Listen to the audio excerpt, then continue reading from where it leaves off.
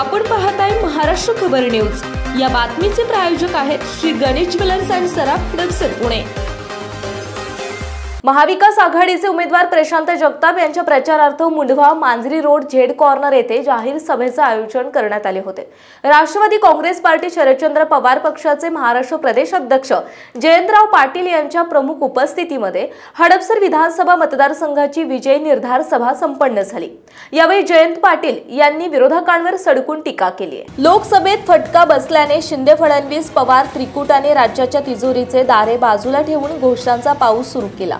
सगळेच लाडके असल्याचे सांगत प्रसिद्धीसाठी वारे माप पैशांची उधळपट्टी केली। राज्यावर लाखो कोटींचे कर्ज केले। मात्र हे लोक 20 नोव्हेंबर पर्यंतच लाडक्या बहिणी मानणार आहेत, त्यानंतर त्या लाडक्या राहणार नाहीत। सल्लागारांच्या भरोशावर हे राज्यकर्ते काम करतायत, असंही जयंत पाटील यांनी म्हटलं। चेतन तुपे यांनी हडपसर मतदारसंघात 300 कोटी आणले, काम तर काहीच दिसत नाही। मग हे पैसे गेले कुठे? हडपसरचा काहीच विकास झाला नाही। वाहतूक कोंडी मुक्त हडपसर करणार होते, त्याचं काय झालं असा सवाल भर सभेत जयंत पाटील यांनी केला आहे। आमचे घड्याळ चोरून नेणाऱ्यांना सर्वोच्च न्यायालयाने चिन्हाखाली न्यायप्रविष्ट लिहिण्याची सक्ती केली।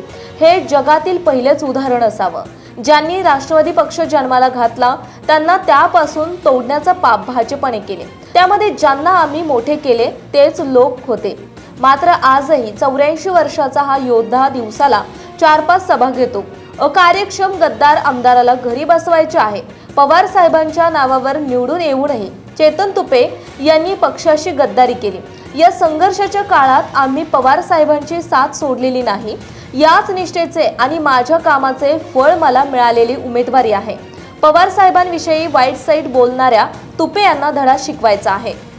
सुप्रीम कोर्टाचे निर्देश असे आहेत की शरद पवार साहेबांचं नाव किती काळ घेताय, स्वतः एकदा काहीतरी पायावर उभा राहा, हे सुप्रीम कोर्टाचे निर्देश आहेत। पण यांना पवार साहेबांच्या शिवाय यांचं अस्तित्व शून्य आहे, म्हणून ते अजूनही सुप्रीम कोर्टाच्या आदेशाची पायमल्ली करतात। सगळ्या पोस्ट व्हायरल केल्या जात आहेत आणि मीच खरा वारसदार पवार साहेबांना असं आणि म्हणून सुप्रीम कोर्टाने कडक शब्दात सांगितलंय आणि या सुप्रीम कोर्टात याची सविस्तर चर्चा झाली। सुप्रीम कोर्टाने त्यांच्या पक्षाला आदेश दिलेला आहे की असं वारंवार केलं तर आम्हाला वेगळा विचार करावा लागणार।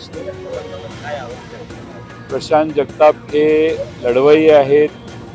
120 पेक्षा जास्त आंदोलनं त्यांनी शहराचे राष्ट्रवादीचे अध्यक्ष झाल्यानंतर केलेले आहेत आणि कायम संघर्ष करून पुणे शहरातल्या जनतेसाठी न्याय मिळवण्याचं काम त्यांनी वारंवार पक्षाच्या वतीने केलेलं आहे। आज त्यांना महापौर पदाचा त्यांचा अनुभव विचारात घेता या मतदारसंघात उमेदवारी पवार साहेबांनी दिलेली आहे। ही पवार साहेबांनी दिलेली उमेदवारी आहे।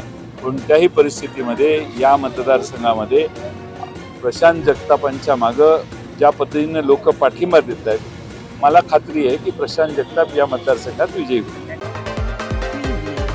आपण पाहताय महाराष्ट्र खबर न्यूज। या बातमीचे प्रायोजक आहेत Shri Ganesh jewellers and Saraf Hadapsar Pune.